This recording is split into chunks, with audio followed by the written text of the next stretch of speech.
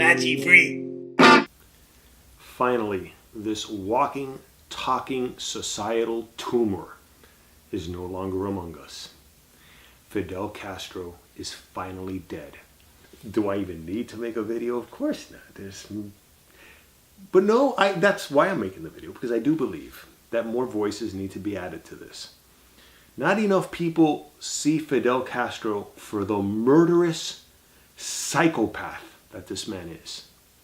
And I fear that in the weeks to come, people are going to lionize him. Well, you already have Colin Kaepernick wearing him on a shirt. I'm really trying to contain the rage that I feel and the threat that I feel that not many people seem to understand. And I know I'm not going to convince people of what a tyrant this man was. Other people, Umberto Fantova, this is a great read. Okay, Hollywood's favorite tyrant. Right? If you get a chance, check it out, inform yourself. This man basically turned Cuba into his own personal cult.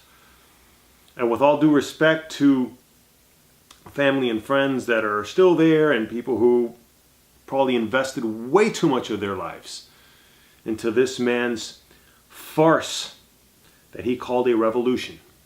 I'm sorry, but it does have to be pointed out what a toxic brew this is and how it's infecting our own politics here in the United States. And I consider myself of definitely Cuban descent. My parents were Cuban exiles who were put into forced labor camps, but let me not get too much into the personals of my family and what my family went through. Millions of Cuban families have been so adversely affected by this man.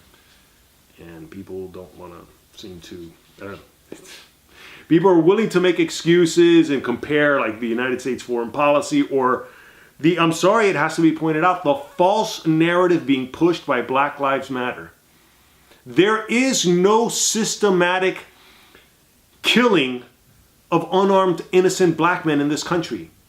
That is a toxic, divisive narrative that is getting people killed. And I'm seeing Fidel Castro's legacy being attached to this false narrative that's getting more people killed. I'm not into conspiracy theories. I am not into... but a threat is a threat, and I'm seeing it. And for anyone, look, and just to compare, man, you want to get into moral relativistic nonsense. For anyone who thinks of Trump as a narcissistic sociopath, Fidel Castro was a megalomaniacal psychopath that literally engaged in murdering other human beings just because they didn't agree with him. And people need to know this.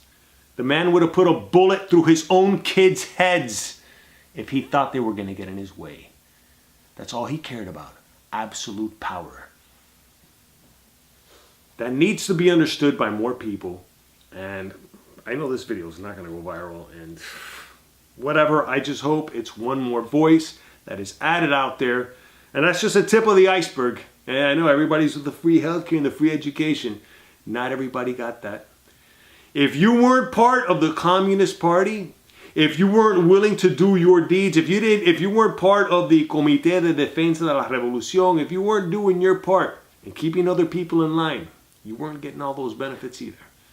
But whatever, I'll let you know. I didn't grow up there. Not a second of my youth was wasted with that indoctrination. I got other indoctrinations here, but whatever. Let me not go down that route. It's not about me. It's about more people needing to be aware of how these dictators are the real #1 problem in society. It's not global warming. It's the Fidel Castros of the world. I hope this makes sense. Thanks for watching. Homegrown.